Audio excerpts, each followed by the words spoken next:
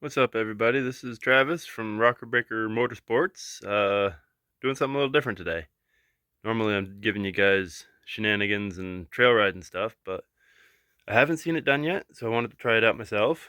And maybe somebody out there will find this useful, but I'm going to tear into the transaxle on a Cub, see what I can't do to lock it up.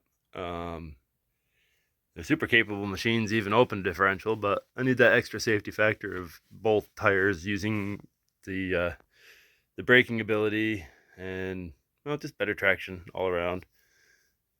So I figured I would try it out. Yeah, so follow along. I'm not gonna go through every last little detail, because if you can't figure out how to take the fenders off, get the transaxle out, well, then maybe we shouldn't be trying to figure out how to lock a transaxle yet. So once I get that torn apart, I'll bring you back and we'll check it out and see what I find. Well, that was easy. Actually, surprisingly easy, because that's all I needed. And those are all the little bits that needed to come off. That's it. 7/16 to 3/4, 7/16 wrench, and a few assorted hand tools. Yeah, I know, I cheated with that. We'll forget about that part. But that's it. Super simple thus far.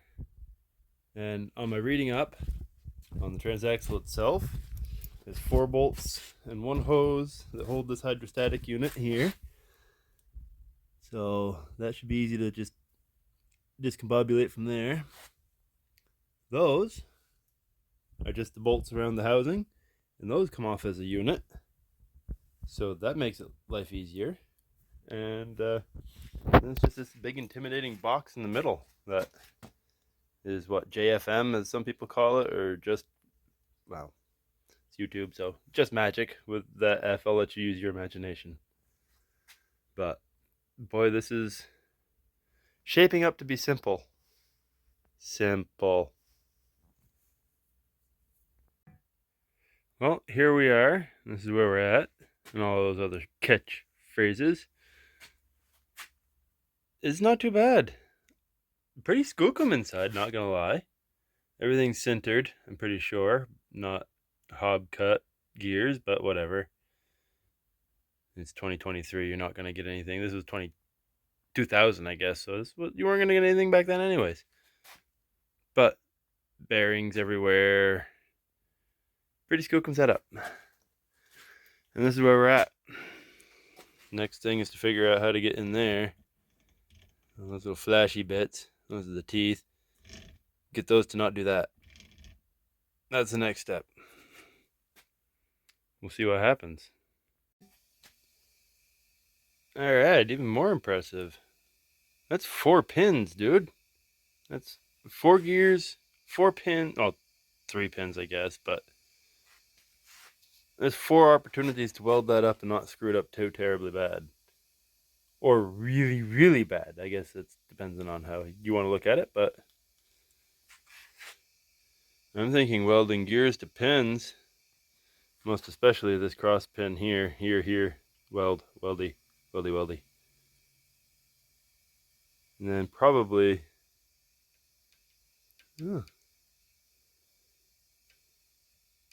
maybe just those 2. I'd ask you guys what you think, but by the time I get this out here to you, it'll be done. So, yeah, I'm going to think on how to weld that. So if you look closely in there, you'll see a pin. Sort of see some lines and whatnot. There's the teeth of a gear. I'll tell you what, quite easy. You can't see crap over here. Quite easy to lock these. There's a 4-pin, or it's a 4 pinion set up in there. 2 cross pins. You pull one side off, get everything set up and lined up right, tack everything in, weld it in solid, put it all back together. It was quite simple. And then assembly is the opposite of disassembly, just less hammers, I hope. Well, here it is all back together. They're quite simple. Doesn't really have a whole lot going on here.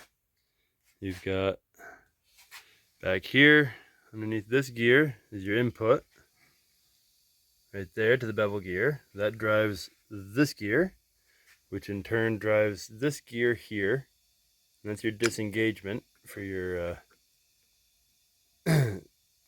your hydrostatic, so you can push it around. That drives this, which drives this, which drives that thing down there, which in turn drives the ball gear. So there's no shifting, it's just a bunch of different gears. They can only go in one spot. Bearings can only go in one spot. Don't forget your thrust washers. Clean up all your gasket surfaces, and don't overload the gasket material. And we'll catch you back when we are together. Just a quick little addition to the transaxle locking. Figured because we got that little white filtration device thingy-majigger there that dangles down low, build a skid plate protection device.